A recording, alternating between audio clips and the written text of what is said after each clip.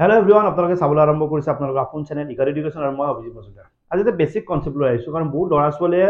Main টপিকবোৰ ঠিকই পঢ়ে, main টপিকবোৰ তেওঁলোকে পঢ়ে, প্ৰেক্টিছ কৰে, কিন্তু লাষ্টত গৈ পেলাই তেওঁলোকে যেতিয়া ক্যালকুলেশনত গুচি যায় তেওঁলোকৰ কৰবাত অসুবিধা হৈ যায়। তাৰে ভিতৰত এটা ইম্পৰ্টেন্ট বস্তু হৈছে ভগ্নাংশ, যাক আমি ফ্ৰেকশন বুলি কওঁ। তো ফ্ৰেকশনৰ বহুতে যোগ বিয়োগ পূৰণ হৰণ কৰিব নাজানে, যাৰ কাৰণে লাষ্টত তেওঁলোকে জানা মেথছ এটা এৰি থৈ আহিব লগা হয়। আজি অকমান সিম্পল কে ফ্ৰেকশনৰ বিষয়ে আপুনি জনাম, ফ্ৰেকশন কেনেকে যোগ বিয়োগ কৰে, কি হয়, কেনেকে ওলাই, গোটেই বিষয়ে আপোনালোকক জনাম। ধুনীয়াকে চাই থাকক আৰু এই বেসিক কনসেপ্টটোৱে আপোনাক যথেষ্টখিনি হেল্প কৰিব। ওকে, তো আজি মই আপোনালোকক জনাব বিচাৰি আছো কি ফ্ৰেকশন কেনেকে কৰে, কেনেকে যোগ কৰে, কেনেকে বিয়োগ কৰে, এই গোটেইখিনি কম, যাক আমি কি বুলি কওঁ, যাক আমি ভগ্নাংশ বুলি কওঁ।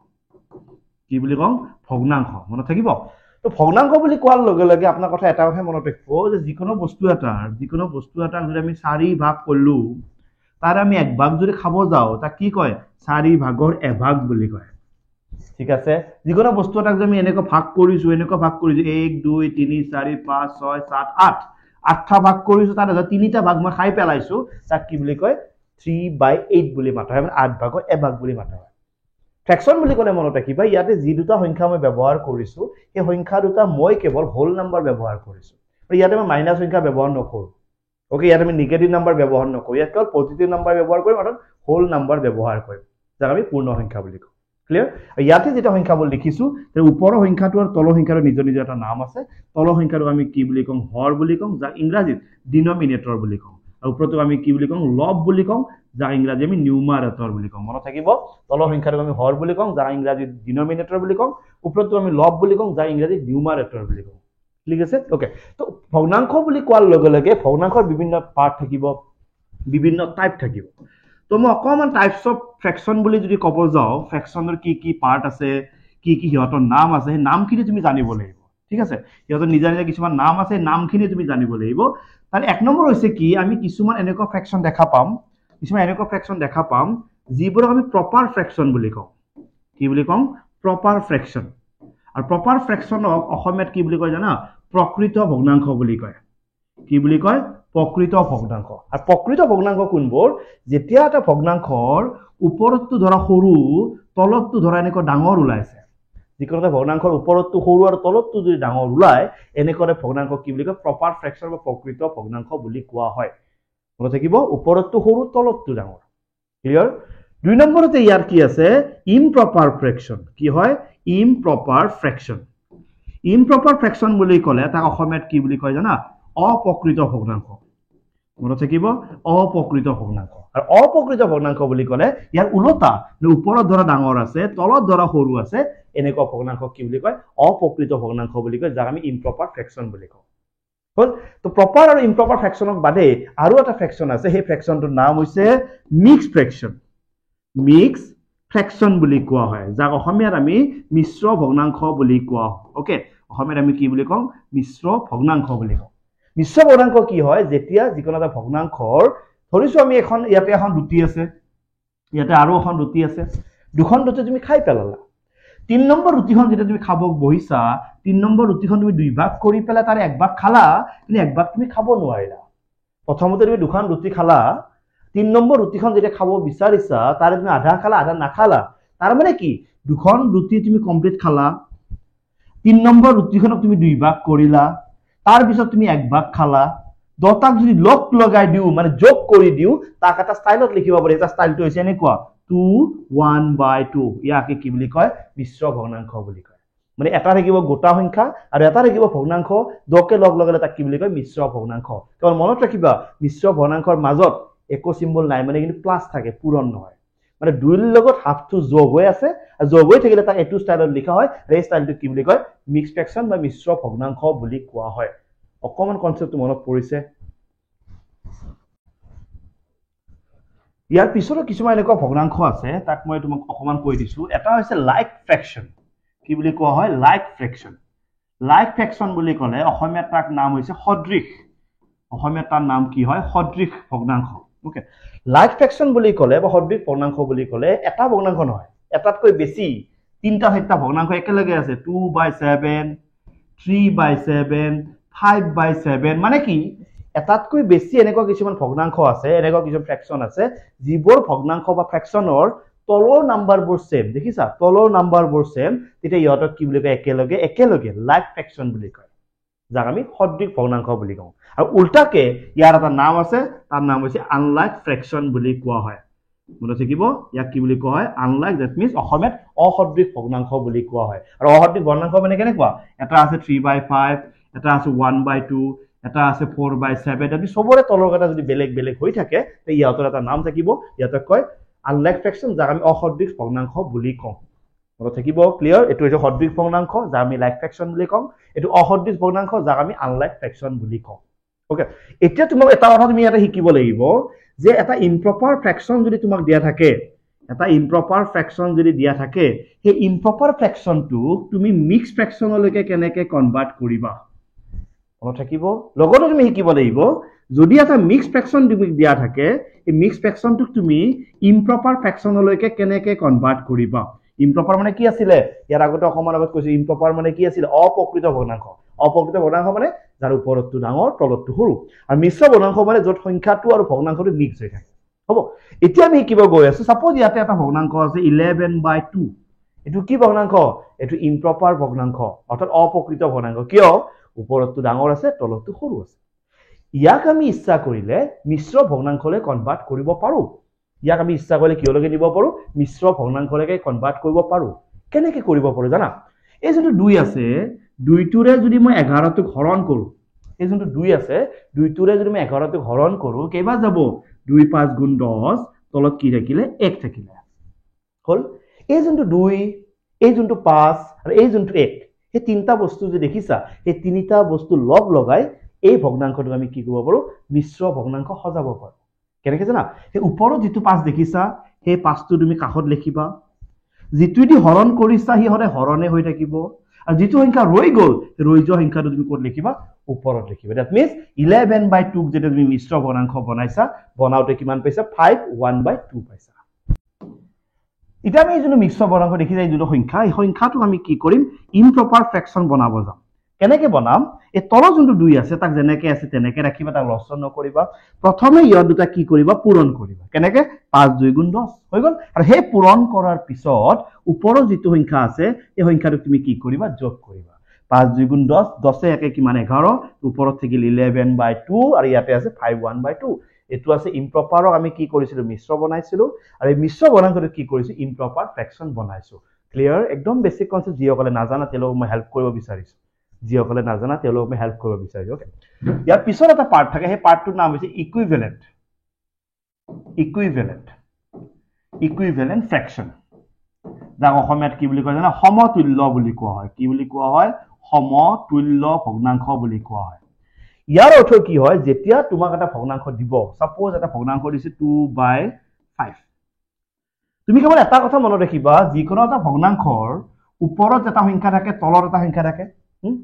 যিকোনো এটা ভগ্নাংশৰ ওপৰ আৰু তলৰ সংখ্যা দুটাৰ লগত তুমি নিজৰ ইচ্ছা মতে ইয়াতে এটা একে নাম্বাৰ তুমি পূৰণ কৰিব পাৰা এটা ভগ্নাংশৰ ওপৰত আৰু তলত দুয়োটা সংখ্যাৰ লগত যিকোনো এটা সংখ্যা আপুনি নিজৰ ইচ্ছা মতে পূৰণ কৰিব পাৰে সিমিলাৰলি ওপৰত এটা সংখ্যা তলত এটা সংখ্যা দুয়োটা সংখ্যাৰ লগত আপুনি নিজৰ ইচ্ছা মতে এটা নাম্বাৰ হৰণ কৰিব পাৰে বুজি পাইছে দ্যাট মিন্স ভগ্নাংশৰ এটা নিজা নিয়ম আছে হি সেম নাম্বাৰ দি পূৰণ হ'ব পাৰিব দুটা সাইডত সেম নাম্বাৰ দি হৰণ হ'ব পাৰিব দুটা সাইডত সাপোজ ইয়াতে 2/5 ইয়াতে মই প্ল্যান কৰিছো কি মই নিজৰ ইচ্ছা মতে এটা সংখ্যা দি পূৰণ কৰিম বাট সংখ্যা দুটা সেম হ'ব লাগিব ইয়াতে মই লৈছো 3 ইয়াতে মই লৈছো 3 ওপৰত কি থাকিব 3 2 গুণ 6 তলত থাকিব 5 3 গুণ 15 এই যোনটো 6/15 যে আপুনি পালে ষ্টাৰ্টিংত কি আছিল 2/5 এইটোৰ পৰা যে আপুনি এইটো বনাইছে এই ভগ্নাংশটোৰ নাম হৈছে সমতুল্য ভগ্নাংশ যাক আমি ইংৰাজীত কি বুলি কয় ইকুইভেলেন্ট ফ্ৰেকশন বুলি কওঁ এইবাৰ ধৰ মই 2/5 ৰ লগত ইয়াৰ লগত মই এটা 10 পূৰণ কৰিছো ইয়াৰ লগতে মই এটা 10 পূৰণ কৰিছো ইয়াৰ লগত 10 পূৰণ কৰোতে 20 ওলাল ইয়াৰ লগত 10 পূৰণ কৰোতে 50 ওলাল এইটোৰ পৰা যে এইটো মই বনালো এইটোৰ নাম হৈছে সমতুল্য ভগ্নাংশ যাক আমি ইকুইভেলেন্ট ফ্ৰেকশন বুলি কওঁ মনত থাকিব দ্যাট মিন্স এটা ভগ্নাংশৰ পৰা আপুনি যিমান ইচ্ছা সিমান সমতুল্য ভগ্নাংশ আৰু ইকুইভেলেন্ট ফ্ৰেকশন আমি বনাব পাৰো যিমান মন যায় সিমান আমি ইকুইভেলেন্ট ফ্ৰেকশন আমি ৰেডি কৰিব পাৰো থাকিব মনত ক্লিয়াৰ ওকে দ্যাটছ ইট তো এইটো আছিল জাস্ট ইকুইভ্যালেন্ট ফ্ৰেকশন কেনেকৈ ওলাই ইকুইভ্যালেন্ট ফ্ৰেকশন মানে কি সমতুল্য ভগ্নাংশ মানে কি তো সেই বস্তুটো ওকে আৰু সিমিলাৰলি আপুনি এনেকৈ হৰণো কৰিব পাৰে যদি আপোনাৰ কৰবাত লাগে আপুনি এনেকৈ হৰণো কৰিব পাৰে ক্লিয়াৰ ওকে সাপোজ এতিয়া আমি যেটা আমাক যোগ কৰিব দিয়ে সাপোজ আমাক এডিশন কৰিব দিছে এডিশনে একদম বেসিক রুলটো মই আপোনাক কৈ আছো সাপোজ ইয়াতে আছে 2/5 আছে ওকে ইয়াতে সাপোজ 3/10 আছে ইহত দুটাক আমি যোগ কৰিব লাগে 2/5 আছে আৰু 3 কি আছে 10 আছে এটা একদম বেসিক রুল হয় বেসিক রুলটো কি হয় যেতিয়া আমাক দুটা ভগ্নাংশ যোগ কৰিব দিব এই ভগ্নাংশ দুটা আমি এটা স্টাইলত যোগ কৰিব পাৰো আমাৰ প্ৰথম কাম ইয়াত তলত 5 আছে ইয়াত তলত 10 আছে এই যোনটো 5 আছে 5টোক আমি 10 বনাই লব পাৰো কেনেকে আপুনি নিজৰ ইচ্ছা মতে দুটা সংখ্যাটো পূৰণ কৰিব পাৰিব মই প্ল্যান কৰিছো মই ইয়াতে এটা 2 পূৰণ কৰিম ইয়াতো 2 পূৰণ কৰিম এই ফালতটো মই একো কৰা নাই ক্লিয়াৰ ইয়াতে যেটা পূৰণ কৰিছো 5 2 গুণ কি পাইছো মই 10 2 2 গুণ কিমান পাইছো 4 আৰু এই ফালে আছে 3/10 ক্লিয়াৰ ইয়াত তলত 10 ইয়াত তলত 10 যেটা সমান হৈ গল তেটা আপুনি গম পাব টোটাল কিমানটা বস্তু আছে 10টা তাৰে ই খাইছে 4টা ই খাইছে 3টা দ্যাট মিন্স 4 আৰু 3 মিলি পেলা টোটাল কিমানটা খাইছে 7টা খাইছে দ্যাট মিন্স আনসার কিমান 7/10 এটো হৈছে একদম বেসিক এডিশন হল বেসিক এডিশন মিন্স তলৰ সংখ্যাবোৰ যদি সেম যদি বনাব পাৰো তেতিয়া আমি ইয়াতে নৰমালি এনেকে যোগ কৰিব পাৰো আমি যে লসাগু লৈ পেলাই যোগ কৰো লসাগু লৈ পেলাই যোগ কেতিয়া কৰো যেতিয়া নাম্বাৰটো এনেকুৱা হৈছে 2/3 যোগ 1/7